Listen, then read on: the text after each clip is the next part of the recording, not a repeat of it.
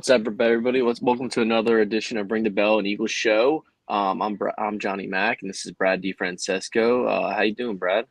Good. How are you? Good. Let's get into this. Let's start off with the inactives this week. We have A.J. Brown out, Lane Johnson's out, Devontae Smith is out. Lane and Smith are both dealing with concussion symptoms still, so hopefully next week's a different story. But as of right now, they're still out battling those concussion symptoms. A.J. Brown looked like he was a chance he was going to play. He traveled with the team. Then all of a sudden Saturday he was ruled out. So I'm assuming that hamstring's still not feeling great. But I actually fully expect him after logging to practice on Friday. I fully expect him to be back next week after the bye week. So I'm not too worried about that. We got a bye week coming up next week. Lane, Smith, I think they'll all be fine going into that next game against the Bengals. I believe is their next game after the bye week. So this is seems like it's a good time for right now the guys that are battling injuries. Seems like a good time for a bye week after this week, but you still have to get through this week. Devin White is out once again, but Mekhi Becton's playing. Landon Dickerson's good. Slay's good. And Milton Williams are all good. So I don't know what Devin White's issue is. It's listed as personal reasons is the reason why he's not playing. I don't know if he's upset about him not playing or his role in this team, but I don't know what's going on with that situation. But I don't know why he's still being rostered. I don't know what's going on there. I mean, it's a weird situation, but he's out once again. So there's that. So let's get over to the offensive side of the football here. We got a rough week for the offense. Smith and Brown are out there. They're your top two weapons on offense outside of Saquon Barkley, definitely in the receiving game. And Brown is Jalen's favorite target, so that's another week without Brown. John Ross and Paris Campbell were activated from the practice squad this week. Dallas Goedert's still healthy. He's coming off a career week with 10 catches for 170 yards, which was a great week out of him last week. That's an astounding week out of a tight end. There's nothing more you can ask for the guy. But it seems like we're going to have to rely on Dallas Goedert once again for another huge week in the passing game. What do you expect from this Eagles passing game this week? I don't expect it to have like much of an effect. Obviously, Goddard's gonna have a game again. I feel like, but Dodson's gonna have to step up. I hope he gets some more catches this game. Um, Other than that, I think Barkley's gonna. I think we're gonna start seeing the screens of Barkley this week, especially because Devontae's out, AJ's out. They have no real other way to go about it other than to start putting him on them screenplays, and then obviously Goddard is gonna have a game too. Yeah, it's really rough time missing those two guys. But Goddard's still there. He's been a number one target in years past, with situations and injuries and stuff like that throughout his career. So he's had that opportunity. He was big last week coming up when even he was the number one target at the end of that game where Smith went out. So he was the only guy really he could rely on. So that's something he needs to carry on and build. He needs another big week out of him just because the fact that there's nothing else, and there's going to be passing down situations, so that's going to be one of the things. And I think it's going to be more of a situation where in the passing game today, where it's going to be take what the defense gives you, and I think they're going to rely a lot on the running game. But yeah, it's somebody else again. Like I said last week, somebody needs to step up besides Smith, and Dallas Goedert was that guy. But this week, with Smith's out, somebody needs to step up besides Dallas Goedert, and I don't know if this team right now has a Travis Fulgham, who got elevated from the practice squad a few years ago, and he went off with two great games. And then we didn't really hear much from him again, but he still helped the Eagles in a tremendous way for 2 games. They need somebody, we still have A.J. Brown and Smith, and they're gonna play again, and I expect them to play again in week 6 when we get back with this bye week. But somebody this week needs to step up and help this team in that situation and help Jalen Hurts. And I feel like it's going to be more on third down situations and, second and long situations where these are problems going to rise. So I really do think they're going to rely heavily on the run game today with Jalen and Saquon. I think because of the way the forecast is with the weather, it's going to be really, really humid. It's going to be like 90-degree humidity. It's going to be very hot. So I think Travis kind of Gainwell is going to get a lot more opportunities this week just because of how, we don't want to get Saquon too dehydrated in those situations. So they're gonna rely heavily on this run game this week. I fully expect that. Let's get over to Saquon Barkley. He's obviously going to be the guy. He's top guy right now in the league for Offensive Player of the Year. He's the top player on the Eagles this season. He's been tremendous. He's the player we fully expected him to be. He's been probably the best running back in football in terms of yards, in terms of touchdowns and all that. He's been spectacular. But you're missing 2 wide receivers. I mean, I think Saquon needs 30 plus carries, maybe even 35 plus touches because you get a few pass catches there too. With Smith and Brown being out, is that too much to ask for Kellen Moore to focus this offense around Saquon Barkley and give him those opportunities and Jalen Hurts give those running opportunities, give them both those as many running opportunities as they can without Smith and Brown being in there.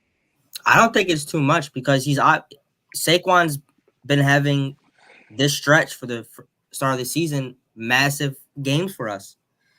And I saw earlier that he's projected to have over 1,900 yards.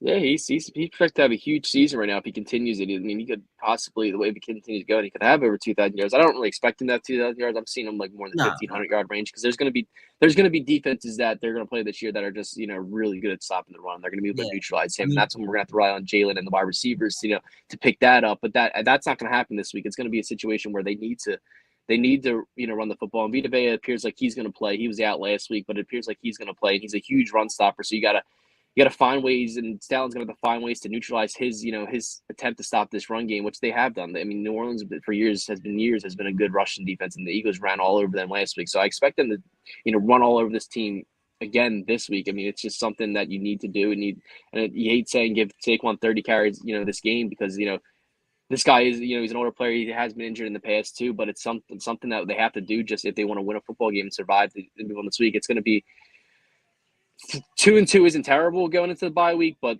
3-1 is a lot more comfortable, and you feel a lot better going 3-1, especially with the Cowboys.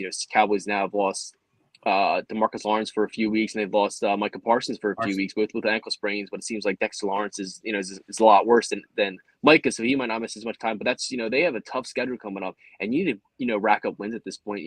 With those guys having a tough schedule up, and they're missing two of their best defenders on that side of the football. So it's something that you need to win some games, just to distance yourself from the Cowboys. If you go 3-2, they're 2-2, so that you already have a game on there. You go to the bye week, they have the 49ers coming up, they have the Ravens coming up, they have the Steelers coming up. Three really tough defenses they're going to go against. So and they could possibly lose those games, and the Eagles need to win to distance themselves for this division lead. And then the Cowboys obviously have the Eagles coming up, and the Eagles are going to step up big time in that game as well. But let's go over to Jalen Hurts. It's the guy who's still turning the ball over. He's turned the ball over the most in the NFL over the last two seasons, which is a little deceiving because it seems like he's the only guy in football for some reason who gets criticized tremendously for turning over the football. Even though we watch Josh Allen, we watch Patrick Mahomes, who win a ton of games, just like Jalen Hurts wins a ton of games, but they're allowed to turn the ball over, which is very, very, very weird that they don't get criticized as much as Hurts does. And Hurts in this league has done a lot more than Josh Allen does, and he has just as many turnovers, if not more turnovers, since 2021. So it's something. He's in a tough spot this week. He has, let me see, his two top wide receivers. He has a bunch of practice squad guys playing at wide receiver with Jahan Dotson, a former first-round pick who's been virtually non-existent on this team. Johnny Wilson, got all the hype in training camp, but he's been virtually non-existent. He dropped the ball last week. And you got Dallas Goedert still, but he's going to be game planned a lot differently this week because with Smith and Brown being out, they're going to look at him as the number one target, and they're going to try to double cover him at all times. So it's going to be a thing where Jalen's going to have to prove, he is a top QB in this league. He can win football games without top weapons in this league.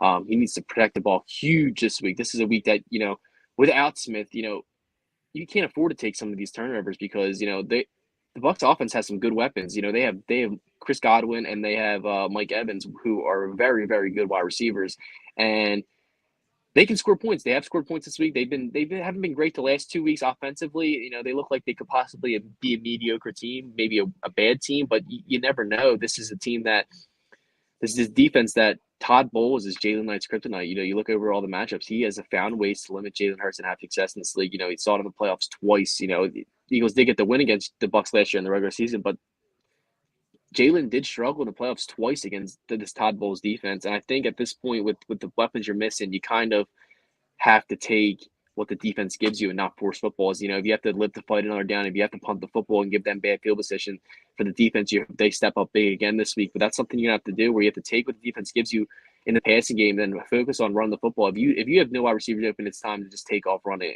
at this point because I don't expect much from this passing game today. I could be wrong, but I really don't expect much. And I think they're going to rely heavily on Jalen's legs and him protecting the football all game.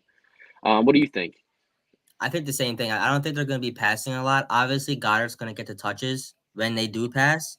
I do want to see Dotson get in, a couple plays just to prove why they picked him up in general to Mm, be that third guy. But I don't think that they're, like you said, I don't think they're going to be passing a hmm lot, especially Yeah, because I just can't see it. Like I yeah, see Saquon, I see Hurts, like you said, Gainwell. They're going to be coming up big, especially the day they need to because of the heat. yeah. They're gonna have to use everyone they got. Yeah, especially, I mean, Dotson, you're about 6 weeks on this team. So, I'll give him a little bit of leeway because you're joining a brand new football team. It's a brand new offense. It seems like it's a more complicated offense, not the high school offense that was run years past. So it's going to take a little bit of learning curve for him to catch up to date. But I mean, you're at 6 weeks now. It's time for you to, contribute to this football team. A player who actually has the most touchdowns as a wide receiver in that draft. Out of all the wide receivers taken in that draft, Dotson has the most touchdowns. That's something, that's a big deal. He's scoring touchdowns now. The yards and the separation that he hasn't been great this year in the league yet. It seemed like he just didn't have a fit in Washington. He didn't really it seems like he didn't want to work hard for this new coach. It was a weird situation, but it's time for you to prove, why the Eagles gave a third round pick. Why were you a first round pick? I mean, this is like now or never. It's a situation where if you don't have a great year this year or at least contribute somewhat to this football team, there's probably a possibility you're not on this team next year and you're possibly on a practice squad team somewhere next year. You're not even going to be playing for the Eagles. So it's time for him to step up. Well, how do you feel about Kellen Moore so far this season?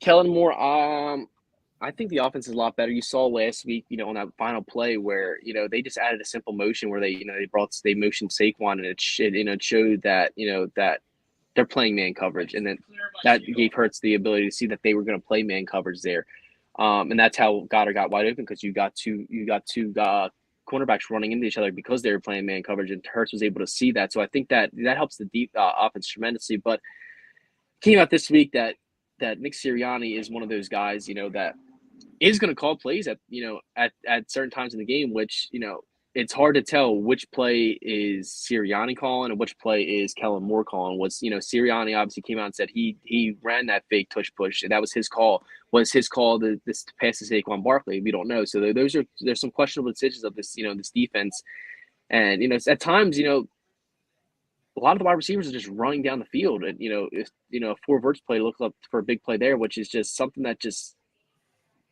Hurts doesn't have a strong arm. Why are you doing that? Like, give him some passes over the middle. So he's been That's why I better think than what he's been Devontae better did it. than we had in year past, but it's just I don't know. I don't know how I feel yet. I mean, I think it's a different offense. It's a new offense. I think it's going to take time. It's everybody's learning a new system here. It's a new play caller and all that stuff. So I think it's going to take a little bit of time to see how I really feel about him. But I think he's been better than what we've had last year. But I don't know right now because some of the play calling is Nick Sirianni taking full control of the play calling. So how do I know if it's Kellen Moore or not at this point? I don't know what situations Nick Sirianni's calling, which I don't want Nick Sirianni calling any plays whatsoever. But Yeah, obviously, he's the head coach. If he wants to call a play, want to play, he's the boss, and he's going to call that play. So that's one of the things that I know Chris said like they pretty much stripped him of all his dignity. It seems like he still has a lot of control of what's going on in this team and what's going on in this offense. So I don't think he really stripped him all, but he has a lot of say still. So I think that's.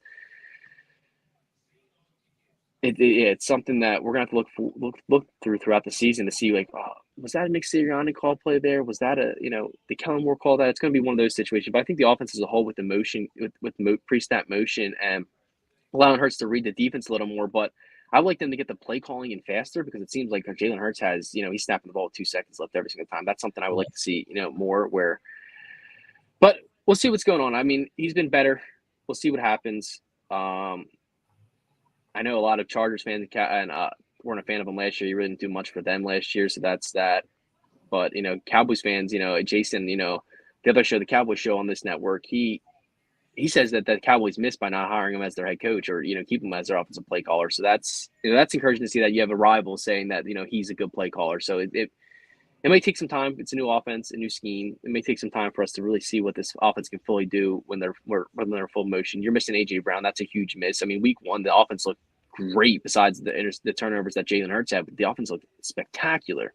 yeah. But also with AJ Brown, now Smith, you're missing him for most of halfway through the second half. You're missing Smith. So that's like you're missing weapons in those situations that are huge to this offense. So I can't really fully determine how much better he is, but I think he has been a lot better than it was with Brian Johnson.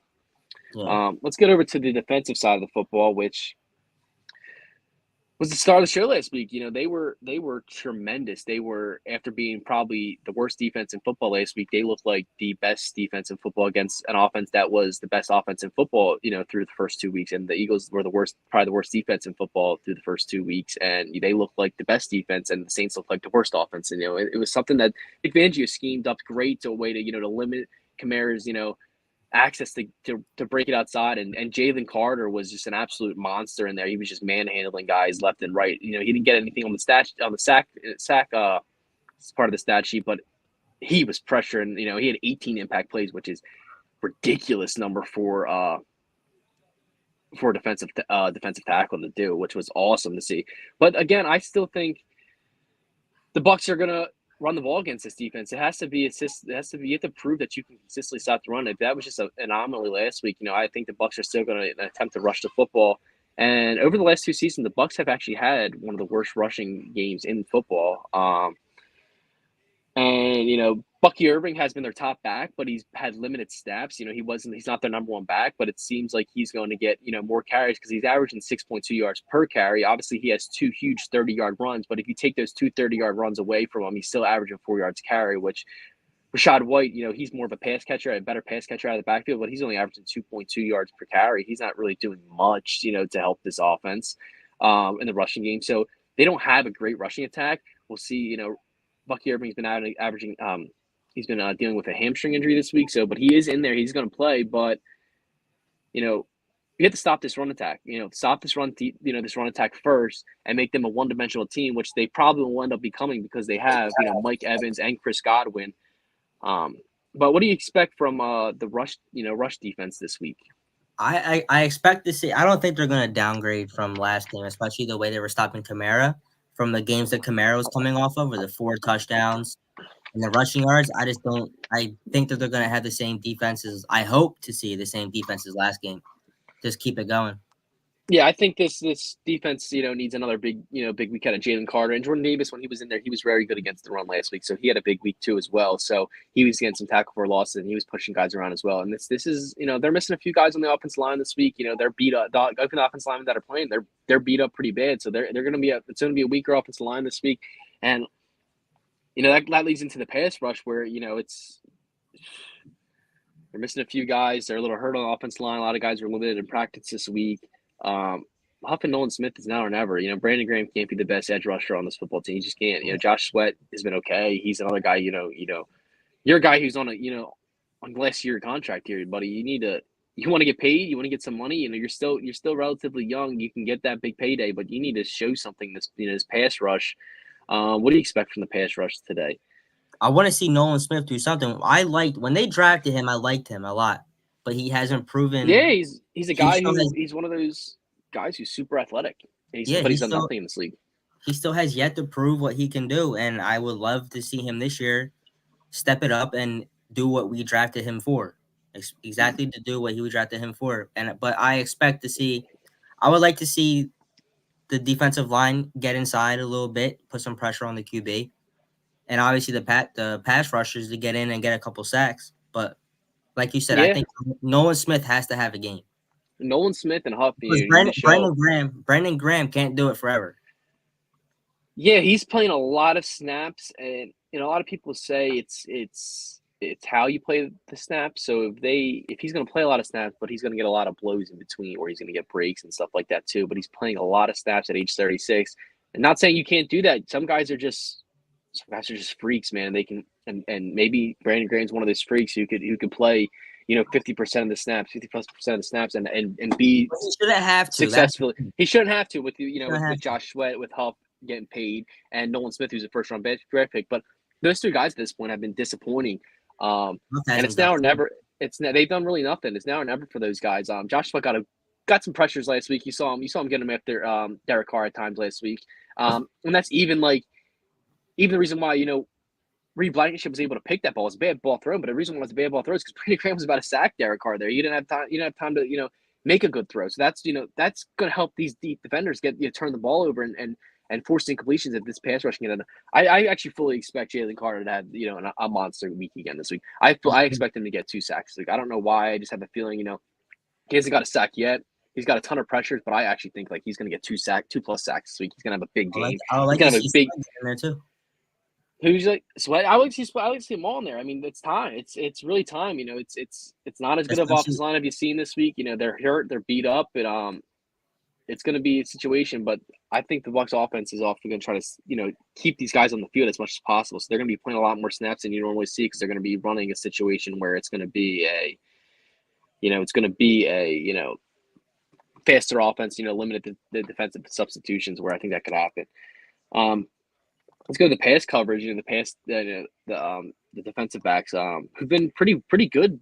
Besides C.J. Gardner-Johnson, who's made a few blown coverages there, but he's been a solid corner. He's been a solid safety in this league. So he's been a solid safety so far. So he's been good. He makes some big plays too. With the big plays, he's gonna make the big plays, but he's gonna make some dumb plays. With that, he's gonna run his mouth. But sometimes the defense needed a guy who's gonna run his mouth last year, and they didn't have a guy who's gonna run his mouth. I don't care that he runs his mouth. The defensive wise. Sometimes there's guys, you saw it with A.J. Brown last year. I mean, Stephon Gilmore got in his head against the Cowboys, and it was just, sometimes you need players who are going to run their mouth and talk shit to people, and I have no problem with that. It's how you do it, and for some reason, C.J. Gardner-Johnson's smart too, and you saw him last week. He took the mouthpiece out of the guy's mouth. Ref turns, and the ref wasn't looking. The ref turns around, and then the guy punches him in the face. Which the second guy always gets caught, but some people don't love it. They don't love him running his mouth. That doesn't bother me. Yeah, but Mitchell runs his mouth too. It doesn't bother me. They had 2 people that are good at that. I don't care if a defensive player is going to run his mouth as long as you're smart about it. The ref can't hear you when you're in the guy's face and you're talking shit. The ref can't hear anything if you're just saying anything. If you're just saying something like that, the ref can't hear you. If you're just saying, you whisper to him or something like that, I have no problem with that. And he's going to do it all year long. So if you're Eagles fans, just deal with it. They didn't have that swagger. They didn't have that attitude on defense last year. They didn't have anybody on that defense who was going to do that last year. Brandon Graham's a guy who talks shit, but Brandon Graham's a quiet shit talker. He talks a lot of shit, but he's a very, very quiet talk shitter. But yeah, it's gonna. That's why I hate it when they got rid of him. Yeah, this is gonna be a tough week for them because you have Chris Godwin and Mike Evans, who are one of the best wide receiver duos in football. I would probably consider them a top 5 wide receiver duo. Mike Evans is quietly one of the best wide receivers in football for years and years, but never gets the credit because he's just a quiet. He goes out there, he gets 9 touchdowns, gets 1,200 yards, 70 receptions, but Didn't he have 10 straight seasons with 1,000 yards? Yeah, he's the only player who has that. I don't know if it's 10 straight season or 9, but whatever it is, he's the only player to ever do it in football. He is a good wide receiver. He's been great. He's going to be a future Hall of Famer one day. He's probably going to end up with 1,000 catches, 10,000 yards, over 100 touchdowns. I mean, he's had a remarkable career, and he's a good wide receiver. And Godwin has been, it seems like Godwin's fully healthy this year after coming off that ACL injury. He is fully healthy, and he's ready to. He's back. So it's going to be a tough matchup for Mitchell. We're going to see him against these are probably the 2 best wide receivers Mitchell's faced all year. It's the best 2 wide receivers Slay's faced all year. And same with Maddox. He's been playing the slot. Maddox hasn't been spectacular. He was a lot better last week. He was a lot better last week. He has 10 straight seasons with 1,000 yards. Yeah, he's been. I didn't know if it was 10 exactly, but I know he's been spectacular. Yeah. You're playing 2 really good wide receivers. It's going to be a real test, and I think what's going to happen today is I think the Eagles are going to stop the run, and for some reason I have a feeling that they're going to get destroyed over the middle for some reason. I don't know why. I just think it's going to be a weird week. Just because they haven't faced this guy, I think Maddox is going to have to have his day full with Godwin in the slot. Maddox has been good in years past, but I just don't think he's been that great this year. It just seems like he got injured last game. He hasn't been the same players, but he got injured. Slay got injured. I don't know what I'm really. I mean, I hope I'm wrong on this one because I think Mitchell is going to be a star in this league one day. He leads the football with 7 forced incompletions. I think he has 6 pat downs. That's some good stuff out of a rookie. You're getting from him. It looks like he might have a chance to be the rookie defensive rookie of the year this year. But yeah, it's gonna be an interesting week. I think there's a possibility because there hasn't been much plays over the middle of the football field against this defense because they've been running the football a lot up off against this rush defense because they have been bad.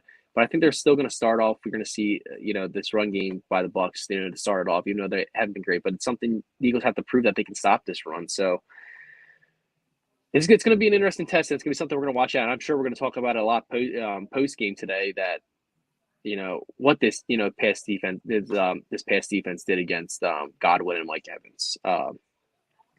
Let's go to probably our favorite part of the show. The same game parlay edition of the show. I did 5 legs today. I don't know how many legs Brad did today. Brad, what is your same game parlay for the Eagles game today? I did a 4-leg parlay. I did a Hurts 150 plus yards passing. I did a Hurts touchdown. I think he's gonna get to the goal line and rush one in. I also have a Barkley TD because I just think I'm gonna keep picking Barkley for a touchdown until he doesn't do it, until he doesn't have a big game. And then unfortunately, I had the Eagles losing by a very slim margin. I think it's going to be a very close game. Yeah, I'm probably in the same boat with you. I have actually Barkley going over 100 yards rushing today because I think he's going to have a huge game. I think Dotson being the number one weapon today. I think I have him over 25 yards passing. I think he's going to get I think he can get over 25 yards passing. I think Goddard's going to have another big day today, so I have him over 5 receptions for 100 and for over 53 yards. So I think he's going to get over 5.5 receptions and over 53.5 yards. I have Saquon Barkley anytime score. I think Saquon's just going to have a monster game today. I think he's going to be the star of the show once again, and people are going to be like, "This is why the Eagles went out and signed a Saquon Barkley." So they had a monster in there, to take the pressure off Hurts, to take the pressure off the passing game. I think that he's going to be an absolute monster, and he has done that. Besides that drop catch, which I think he catches it 9 out of 10 times. Yeah. But it's unlucky. It's a bad play call. Bad execution. He didn't catch the football, but I think he proved last week that he's like, I'm here to stay, and he make mistakes, but he's going to be better, and he was better last week. I think he's going to carry on being better again this week. That right there, my parlay is plus 1,100. 20 wins to $200. So if that's something you're interested in, remember, gamble responsibly. Call 1-800-GAMBLER if you have a problem. If you're a sports book and you're looking to sponsor another podcast or something like that, we're open to sponsorships here. Let's go to our final prediction of the Eagles game. I have the Eagles winning 23-16. I think Saquon Barkley is going to have 2 touchdowns and 150-plus yards rushing. I think he is going to be the star of the show. Once again, I've said that multiple times throughout the show, but I think that's just what's going to happen today. I think the Eagles are going to win. I think the Eagles are a better football team. I think the Bucs have a lot of, talented players who are beat up. The Eagles have a lot of talented players that are beat up. They're just, our stars are out. Like Lane Johnson's out. A.J. Brown, Smith are out. Those are our guys, but they have just as many injuries. Maybe not to the level of A.J. Brown and Devontae Smith, and Lane Johnson, but they have some injuries too. So it's not like they're a fully healthy team here. So I expect them to win 23-16. I think they're a better football team all around the ball. What do you have for the Eagles today? I have us losing 21-14. I think we're just gonna, I hate to say it, obviously, but I just don't think missing all these key players, it's going to be a big run game for the Eagles. But I don't expect us to be passing a lot at all. I just hope that, I'm hoping they win, but I just don't think that the firepower that is out right now, I don't think that we're going to be able to stop everyone on that side too. Yeah, I completely understand that. I'm sure a lot of Eagles fans feel that way today too. But I'm going to go with the win. I think they're going to win this week. Last week was a real showing to me, like that this team has some heart, and and everyone had them losing. Yeah, last week everybody had them losing. It just looked like they weren't going to win. It just didn't. Eagles are 1.5 point favorites on the road with A.J. Brown, Devontae Smith, and Lane Johnson out. And they're 1.5 point favorites, and you get 3 points for being home. So that means if the Eagles are home, they'd be 4.5 point favorites. So that just shows you a lot how Vegas has them this week. But I think the Eagles pulled out this week 23-16. Brad has the Bucs winning 24-14. So we'll see what happens, and we'll be here for post game shortly after the game. So, and Chris will be back there for post game. So for everybody watching, thanks for watching. We're sponsored by SeatGeek, and don't forget to hit the subscribe button. And most importantly, go Birds.